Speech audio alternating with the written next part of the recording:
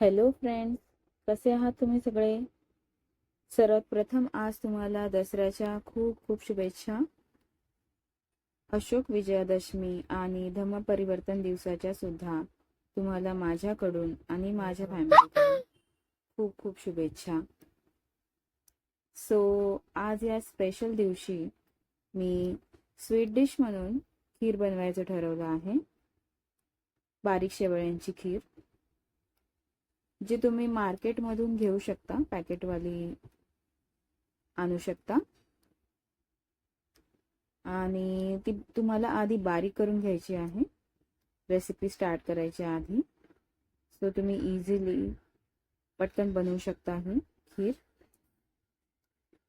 खूप छान आणि टेम्पटिंग होते ही खीर आणि टेस्टी सुद्धा. या रेसिपीकडे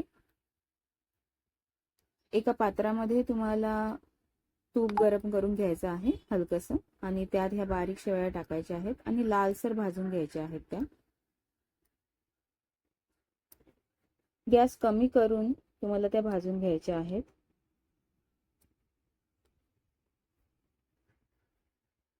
सो तुम्ही बघू शकता अशा प्रकारे लाल रंग आला पाहिजे. आता त्यामध्ये ड्रायफ्रूटची पावडर टाकायची आहे तुपामध्ये. ती थोडी फ्राय करून घ्यायची आहे तुपामध्ये. ही ड्रायफ्रूटची पावडर मी माझ्या मुलांसाठी स्टोअर करून ठेवते नेहमी.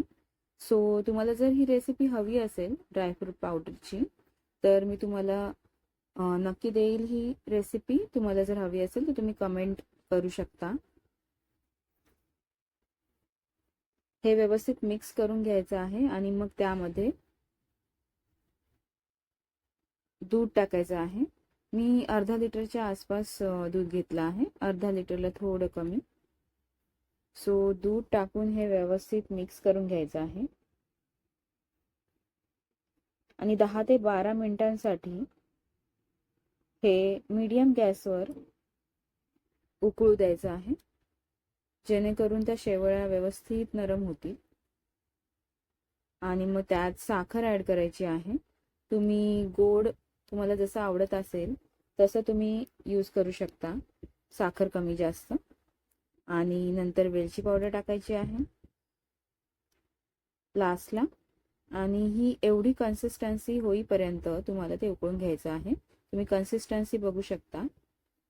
सो आता मी गॅस बंद करत आहे, बिकॉज हे नंतर ॲब्झॉर्ब होणार हे दूध.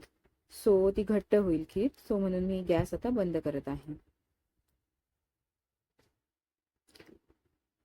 सो फ्रेंड्स, रेसिपी आवडली असेल तर लाईक, शेअर आणि सबस्क्राईब करायला प्लीज विसरू नका.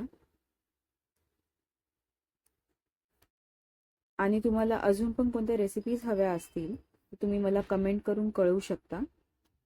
मी नक्की प्रयत्न करेन तुम्हाला त्या प्रोव्हाइड करायचा. सो काळजी घ्या friends. Thank you so much for watching. Happy Dasara once again.